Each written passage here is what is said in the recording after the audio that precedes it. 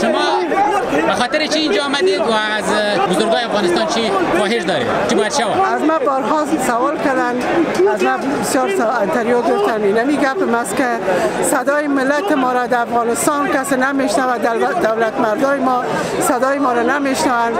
هم ملت ما در داخل کشور ما ظلم میکشن. جوانای ما به خاطر یک لقمه نان میرن هجرت میکنن که طرف ایران برن. از یک طرف ایران ادعا داره که من زبان شما هستم، قوم جنگی را در بین ما انداخته، تبعیض زبانی را انداخته که من زبانتان هستم. جوانای من را به هم انداخته، دو بیادر از هم جدا کرده ایران.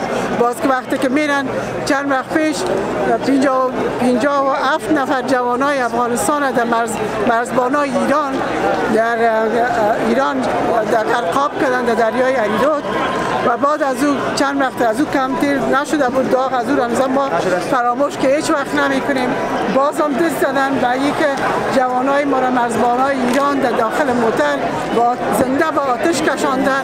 راستی قلبای ما داغدار شده، فرزندای وطن ما را میسوزانن، در میتن، غرقاب میکنن زنده. امی باعث شده که ما دست به تظاهرات بزنیم تا که حقوق بشر، حقوق انسان، اگر در این کره زمین انسان حقوق داره، آیا ملت افغانستان را باعث انسان میشمارن یا نه؟ ما را 20 سال است که به نام قوم و زبان ما را میکشن، جوانای ما را از بین میبرن، طفلای ما را از بین میبرن، مادرها را از بین میبرن. در چند وقت پیش در دشت برچی انتحاری شد، از طرف ایران میشه، از طرف استخبارات ایران میشه، از طرف استخبارات پاکستان میشه. اما مردم ما در بدر هیچ کس صدای ما را نمیشنود. ما حکومت نداریم که از ما دفاع کنه، از ملت ما.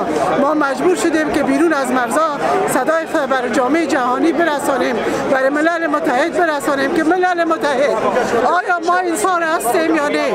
آیا ملت مظلوم ما صدا داره یا نه؟ آیا ما خدا داریم یا نداریم؟ ما را من حیث انسان شما میشناسید این کره زمین یا نه؟ یا تنها ایرانیان مسلمان هستن، انسان هستن که مسلمان خانه هستن؟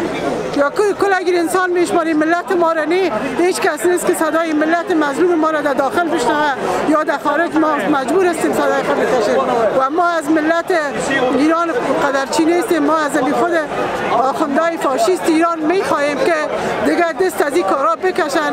باید مرزبانان ایران به سزای اعمال خود برسن که همون جوانای ما را در دادن، غرقاب شدن، باید محکمه شوند و او دست طفل معصومی که سوخته مریض است دستش دستبند زدن، در بسته کردن، در برنامه از اینکه در شفاخانه و را بسیار زجر دادن. ما میخواهیم که آخوندهای ایران و سفارت ایران این توافقنامه ما را امضا کنند که دیگه همچی کار نمیکنن و مرزبانان ایران به سزای اعمال خود برسه تا که نرسه ما دست به تظاهرات در کل کشورها. بسیار زیاد تشکر. کدام شعارهایی داشتیم شما که امروز